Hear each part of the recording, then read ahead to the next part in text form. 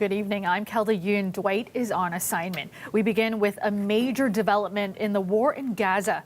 Hamas announcing this afternoon it has accepted a ceasefire proposal brokered by Egypt and Qatar. Now, Israel, though, is reportedly still reviewing the proposal as it forges ahead with its military operation in an eastern part of Rafah. Richard Madden reports from Washington. While the White House reacting with caution in response to that proposed ceasefire deal accepted by Hamas, National Security spokesperson John Kirby confirmed President Joe Biden was briefed and the administration is reviewing it. But he wouldn't say if the U.S. supports or rejects what's on the table, only saying talks are at such a critical stage right now, and he doesn't want to say anything to jeopardize it from crossing the finish line. I'm just not going to get ahead of the process. We want to get these hostages out.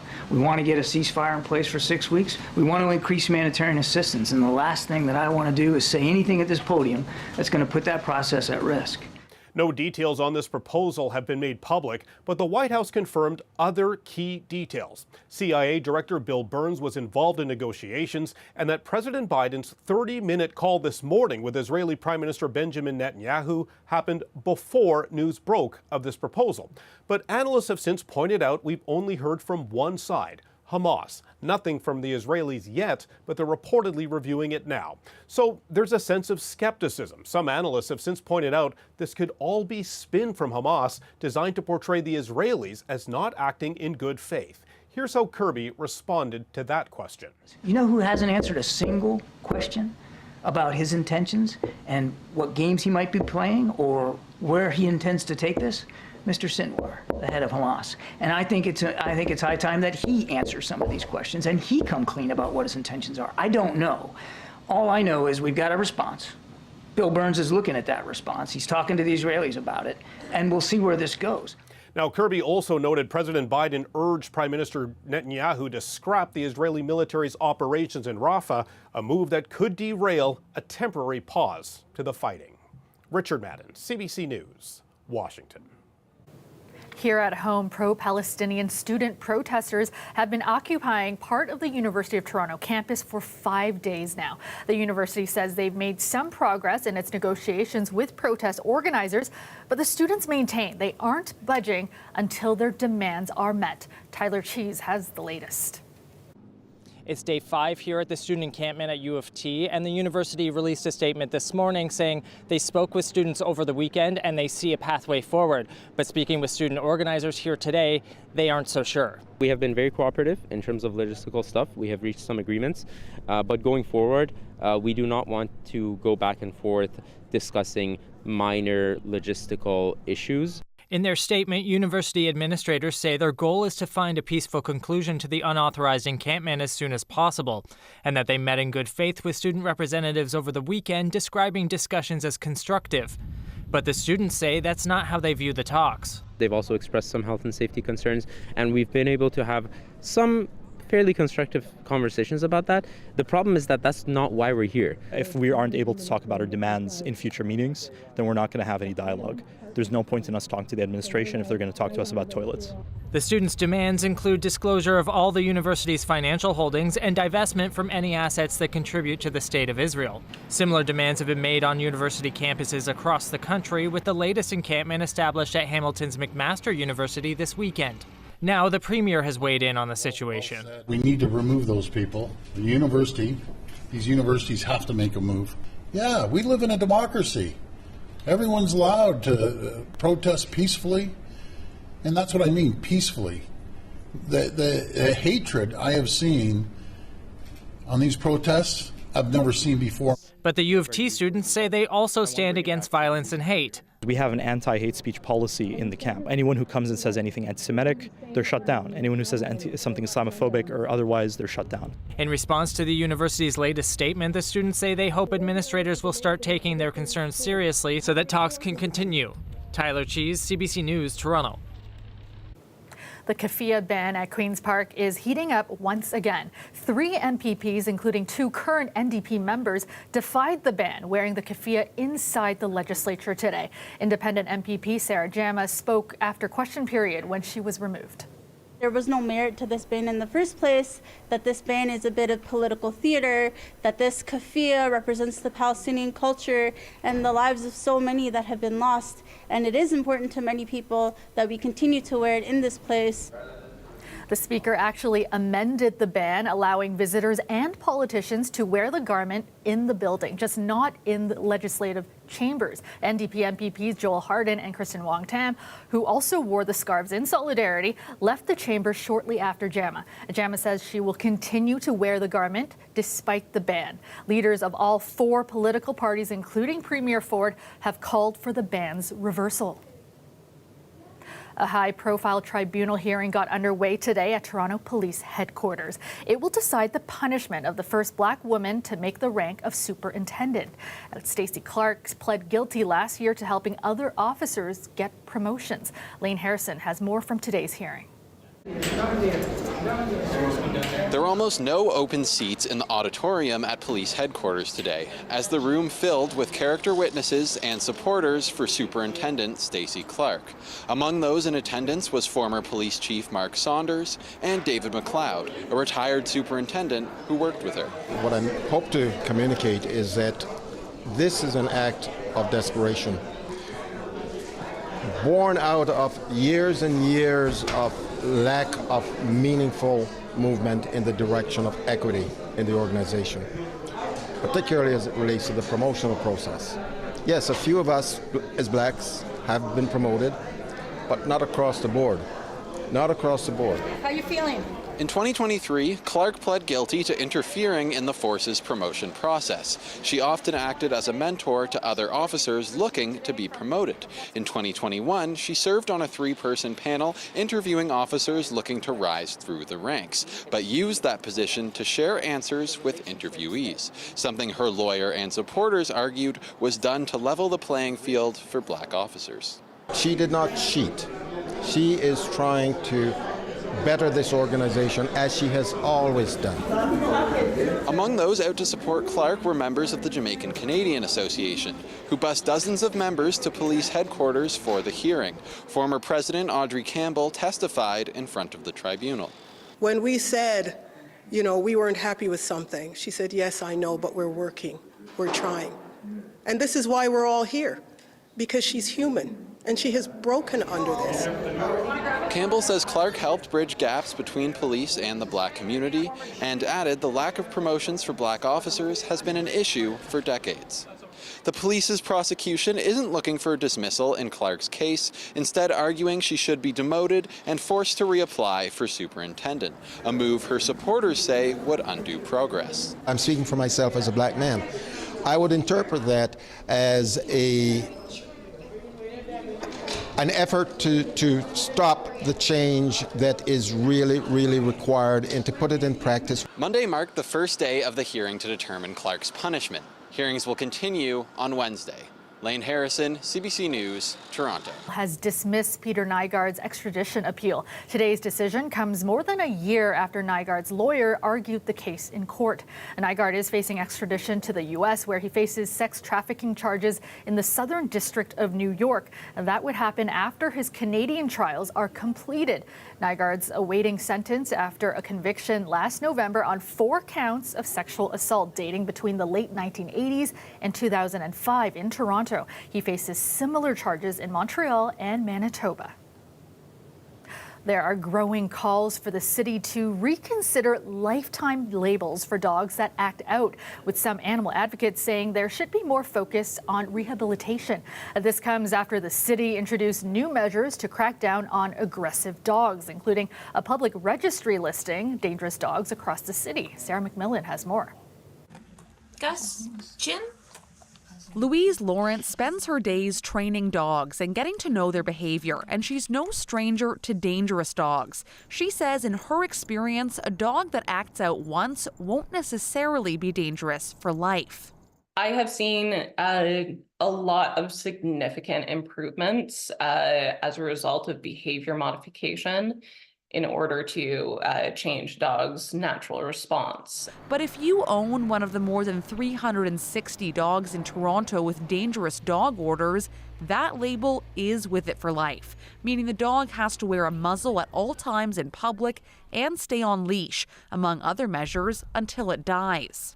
Unfortunately, there's nothing like a parole board for dogs. It's a system this animal rights lawyer says should change.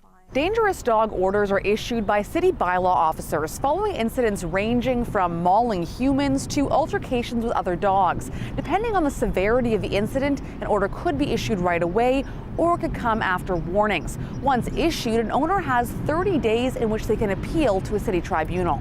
Since 2018, there have been just 82 appeals. Only 9 have been successful. Some people are so upset by the order that they don't even notice that appeal mechanism, and when they do, it's too late. Friedman says there are dogs that need stringent restrictions to protect the public, but in many cases, she says the orders are issued in haste, and she argues the restrictions can be distressing for animals. Depending on the type of breed, having to wear a muzzle for the rest of their lives when they're in public is really beyond just being uncomfortable. It's almost inhumane. The city says strict rules are necessary, especially in light of several recent maulings. Can a dog reform? Can it go through training? Perhaps.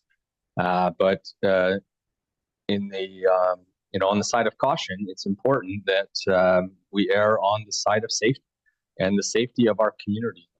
One thing both sides do agree on is that the root of the problem with dogs that attack usually comes down to owners. Friedman and Lawrence say that a focus on training and education and enforcement in areas that are not off-leash could go a long way in reducing dog attacks in the first place. Sarah McMillan, CBC News, Toronto. Hundreds of Unifor workers at Nestle walked off the job today after rejecting a tentative agreement the union reached with the chocolate maker that left a bitter taste in workers' mouths. It was a pension thing. Some were getting more than others. We're out here for COLA.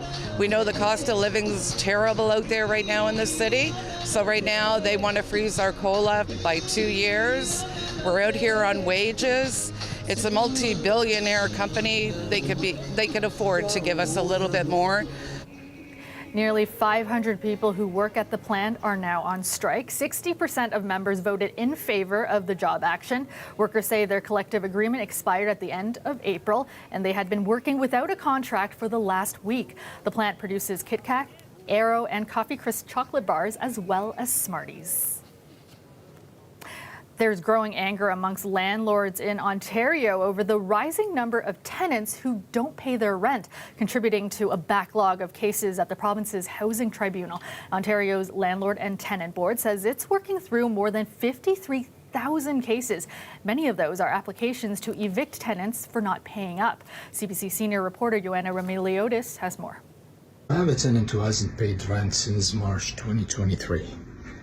Today is March 2024. Nazar Ajili's latest TikTok starts with the facts, moves to the shaming, and he's abusing the system, and wraps with a warning. Do you know there are websites these days the landlords can use to report you to the credit bureau and bad tenants list? So you'll be very famous. Do you think anyone will rent you after that? Ajili is a small landlord in Mississauga, and he's on a public tear. Be smart. Pay your rent. When you made that video, what was going through your mind? Frustration. Very, very tired of waiting. My mortgage payments almost doubled. My insurance increased by 30%. The bank will not wait for me to make the mortgage payments. I must make all my payments on time while I'm not getting paid my rent. We have no choice but to wait. Ajili is a realtor and says many of his clients are in the same boat. Unfortunately, there is nothing. His tenant owes more than $14,000 in rent. Ajili applied for an eviction order at Ontario's Landlord and Tenant Board last June, but his tenant hasn't budged. This delay at the Landlord and Tenant Board has created what's called professional tenants. By the time the landlord files with the Landlord and Tenant Board and gets to the hearing date, they already lived there for over a year rent-free. Why? Because they know that they can get away with it. There are no consequences. Joanna Remiliotis joins us now to talk more about this issue. And Joanna, we heard a lot of frustration from that landlord. He's not the only one. Where did the system break? How did we get here? Well, it really started happening with the pandemic when everything shut down and everything moved to a virtual format. And it has remained that way since the pandemic, even as life has kind of resumed back to normal. But the LTB is now practicing a virtual first approach. And that means that it's trying to deal with the backlog while it has 30% more new cases coming in a system that critics on both sides, landlords and tenants, say is inefficient because people need help, guidance in terms of filling out a form properly or just sorting through the process itself. And that is proving to be very difficult, and it's adding to delays that in some cases are stretching up to a year. Wow. And you've been talking to a number of small landlords. What are some of the stories that you've been hearing? A lot of horror stories out there. You know, in one case, we spoke to a landlord whose tenants stopped paying rent and then set the house on fire. And while the house was being rebuilt, this tenant was being housed by the Red Cross. This tenant was calling his landlord saying, "This is the way I want the walls painted when I get back." That's an extreme case, but it just speaks to a system where landlords can't turn to the board in a timely manner when they have an issue or a problematic tenant. And I mean, it goes on both sides, right? Tenants are facing delays as well, in some cases longer than the landlords. But the story that we're focusing on is really about tenants who are not paying their rent and the delays getting a hearing, which, because of those delays, allows tenants to really stay in place without paying rent for several months at a time. Over 53,000, that's a huge backlog. What does the Landlord and Tenant Board say about this delay? Well, one thing they will acknowledge is that more than half of the cases before the board are from landlords applying for eviction orders for non-payment of rent. So that's pretty straightforward. They are acknowledging that the wait times are not ideal, but that they are working through the backlog and the new cases coming in, and say that landlords who are trying to evict a tenant for not paying rent are now getting a hearing within 4 months. But we found out those hearing dates can often change. There's adjournments, there's delays that sometimes just happen day of. So really, while the Landlord and Tenant Board is trying its best and hiring more staff to get through it, tenants on both sides are saying reform is needed. Here's what Douglas Kwan has to say. When we have a Landlord and Tenant Board that is really the only sheriff in town that's not operating well, and people are really left to their own devices, it's a wild west out there. So that's from the tenants' side of things, and both sides are calling for reform mainly by way of resuming in-person services to make the system more efficient and to help people who have trouble navigating it online. All right, thanks so much, Joanna. You're welcome. And if you want more on this story, you can watch Joanna's full report tonight on The National. Welcome back. 2 days on, but Leafs fans are still feeling the heartache after a crushing overtime Game 7 loss Saturday night to the Boston Bruins, a team who has beaten the boys in blue in the same fashion in the past. Now, today, some of Toronto's star players and its head coach are facing questions about their future with the team. Greg Ross has this story. Lindholm sends it in, and it's Pasternak scores! Series winner! The sting of Saturday's Game 7 overtime loss to Boston is still weighing heavy on Leaf players. Very frustrating. I think that, we had a group, I think, like I said, showed a lot. Battle and compete and determination. Well, we're right there, I think. Obviously, you lose in Game 7 in overtime against a team like Boston. Just goes to show how small the difference is. Head coach Sheldon Keefe did his best to shoulder the blame for his players. We're in the results business here, and we didn't get results, and we haven't met expectations. And as a head coach, I take responsibility for that. But the Leafs' problems in the playoffs date back long before Keefe's time here. This is the 8th straight early exit from the postseason for the Leafs' core players like Austin Matthews, William Nylander, and Mitch Marner. It has some questioning if it's time to mix things up. I don't know. That's not really, I think a question that I can really answer, to be honest. My focus is not on what changes are going to be happening with the group. I know we have an incredible group here. The team will have to decide on whether or not to bring back key free agents Tyler Bertuzzi and Max Domi. Mitch Marner has just 1 year left on his contract, and while he does have a no-movement clause, his name has come up as a potential trade candidate. He says he wants to stay, but he hasn't had time to think about a contract extension. I'm sure probably within the next week or so I'll start really kind of thinking about that and hitting me. But yeah, obviously at this moment, I mean, I haven't thought about it at all. Keefe's future with the team is also in question. He also says he wants to come back. For me, it's out of my control. I understand that ownership and management, they make those types of decisions. As I said, I accept responsibility for not meeting results. Later this week, we could get a clearer picture of the direction that this team is headed. That's when team president Brendan Shanahan and general manager Brad Treliving are expected to address the media. Greg Ross, CBC News, Toronto.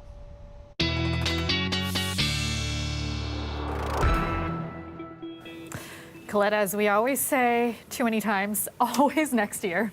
Yes, I know. I know. What were we leave since 7 almost? I know. Didn't quite get there in overtime. All right, we got to move on. We really have to move on. I can't keep reliving it. So let's change the subject, shall we, here, and take you down to the maps, and you can see some of the lovely temperatures. I mean, the high teens, sure, but the nation's capital, 20 degrees, 16 for Thunder Bay, but it's 20 in Winnipeg. Kenora was coming in at 21, so into the low 20s. So some really nice readings, a nice weather to start the week off for a Monday, and we go into a nice evening tonight as well. Focusing down a little bit, Vaughan just slightly cooler at 16, Hamilton holding on there at 20 degrees as well, and a little bit of cloud cover, fair weather cloud as we look at the visible satellite here, but no active weather to speak of, not in our skies, but it is yet another night. I know this is the month of May, and May is the most prolific month for tornadic activity stateside, but still it's that the same areas are really getting hit over and over. The line of storms through Nebraska, central Kansas, into Oklahoma, and yes, it's the thunderstorm activity, and these tend to move pretty quickly through, but when you get the same areas hit over and over, like we've been seeing in Texas, then you get into these flash flooding issues as well. Throwing on the lightning strikes, not just a few, and it's not only that, but hail.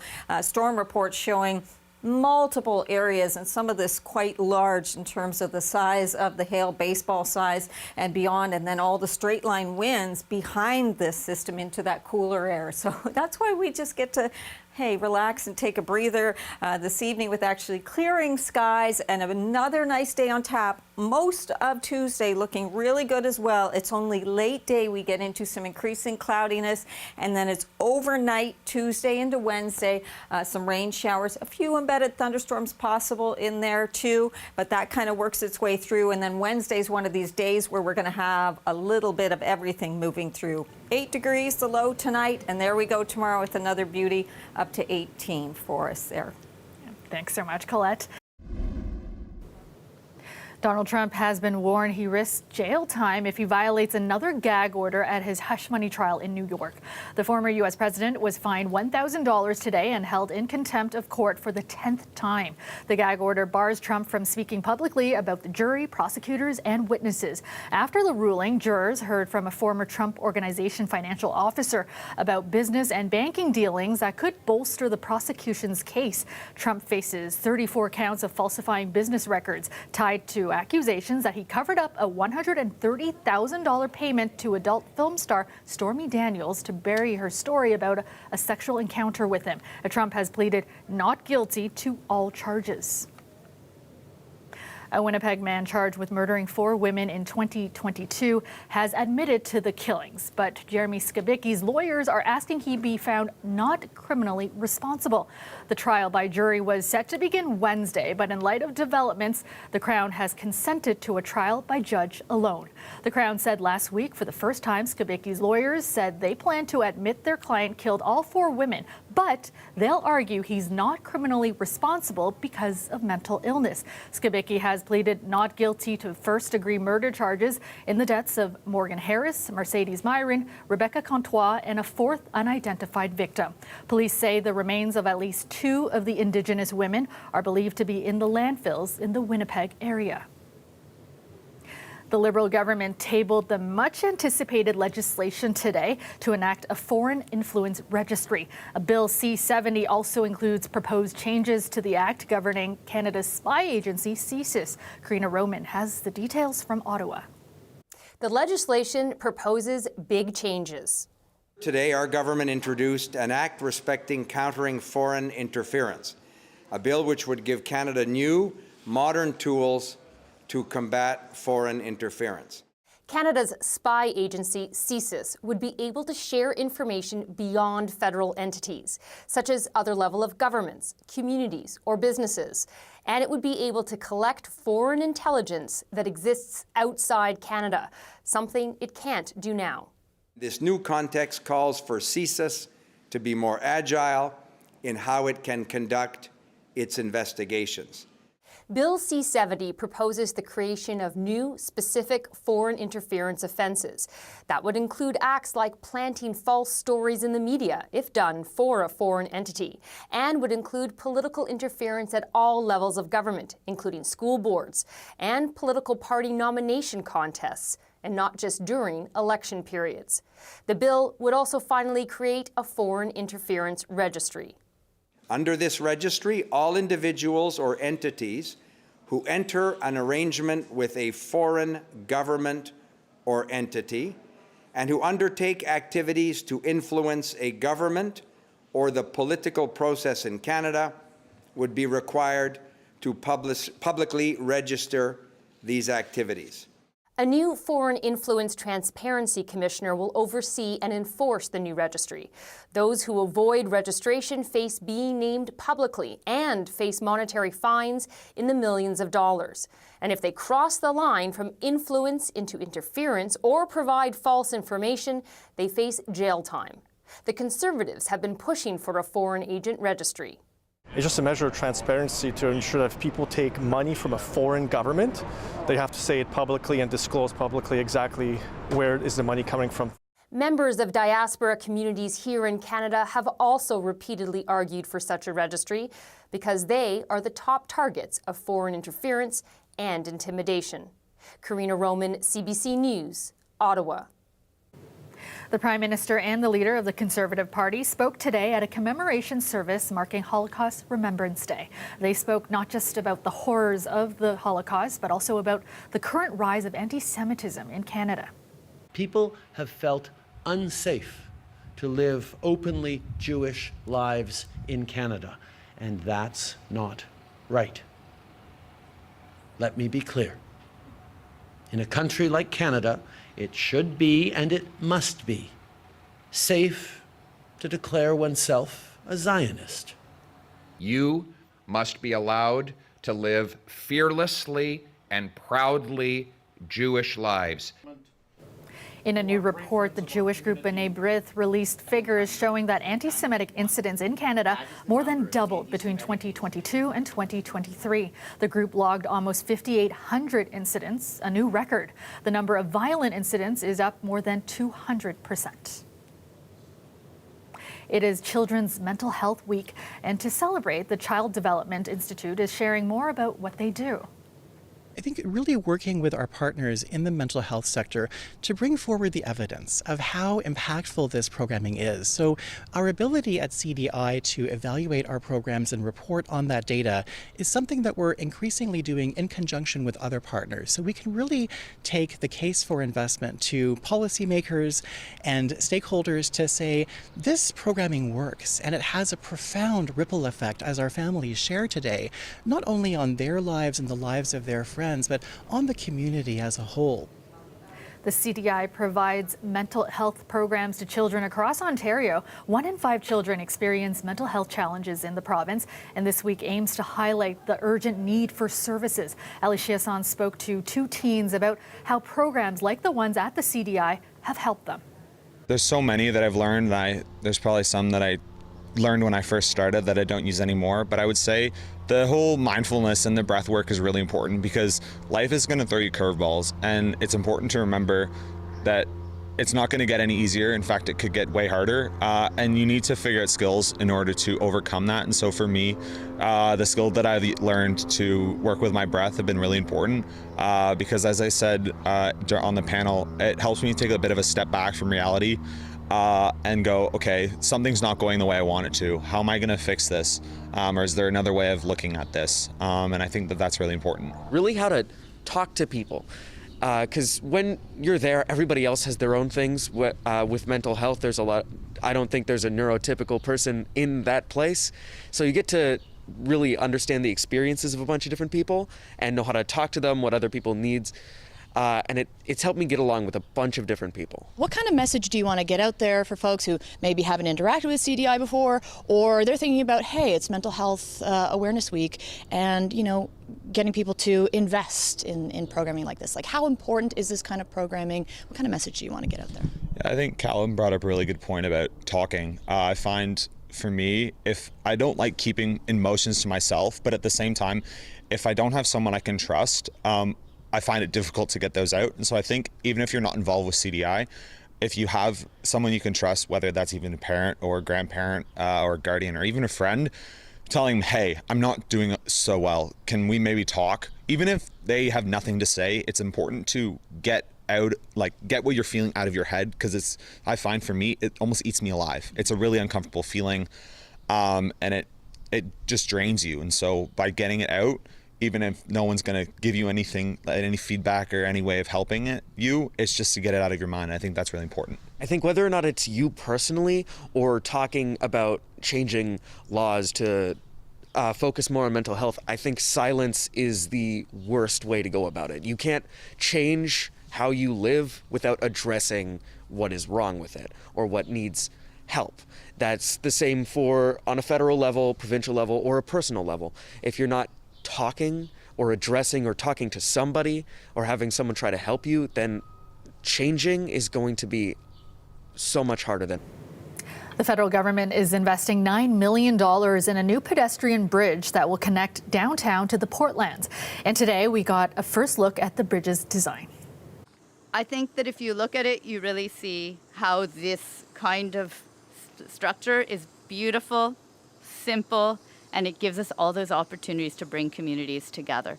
So very exciting. It's a bridge in more ways than one, a bridge in also concept as well as in the physical structure. The Keating Channel pedestrian bridge, dubbed the Equinox Bridge, will link Quayside on Toronto's mainland to what is currently known as Villiers Island. Development in this part of the city will see the creation of thousands of new homes and businesses. Construction on the bridge could start by the end of the year and is expected to be completed by 2026. Architect Matthew Hickey's firm served as Indigenous consultants on the winning team that created the Equinox Bridge concept. Municipal Affairs reporter Sean Jeffords spoke with him. You were part of the work. What is it, and what is it intended to do here? Yeah, the bridge is affectionately called the Equinox Bridge because one of the key components that we tried to do was to break from the city grid. Oftentimes when we're building, we build buildings and infrastructure that's aligned with this colonial structure that was based on something implied on the land.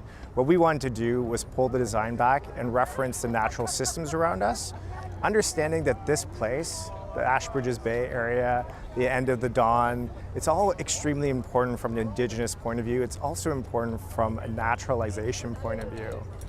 All of our relations live here, and we wanted to start to acknowledge the natural systems over the human systems. I'm sure the name links to that. Why Equinox? Well, the bridge is actually aligned to the equinox angles, so when you don't really notice it because of the curve, but when you take a look at the kind of the axes of this bridge, you'll see that it marks the moments in time when the sun is equal with the night. What was the team hoping it would evoke in people when they come down here and see this when it's built in 2026? Yeah, there's a couple things. One, it's meant to be an iconic kind of gateway, the connection between the city and Villiers Island, so more urban and more naturalistic systems. We also wanted people to actually stop on the bridge. It's not just a connector. It allows people to sit, to think about facing either in towards the river or out towards the bay, and really connecting with life, not just necessarily on land, but also underwater. You know, this was a competition, a design competition. Can you tell me a little bit about the team's reaction when they found out they had won the successful design here? Yeah, this design is extremely ambitious. It's quite beautiful. It's also quite simplistic in its nature, kind of this dual curve, this S-curve that relate to each other from a structural point of view. It's one of the key components when you're working with a limited amount of funds. You know, 14 million, 12 million may seem like a lot, but it's not a lot in 2024. So one of the key components was to make sure that, you know, you're doing something that's iconic, but then also, you know, making sure that it's actually feasible to build. So the team was quite excited when we won.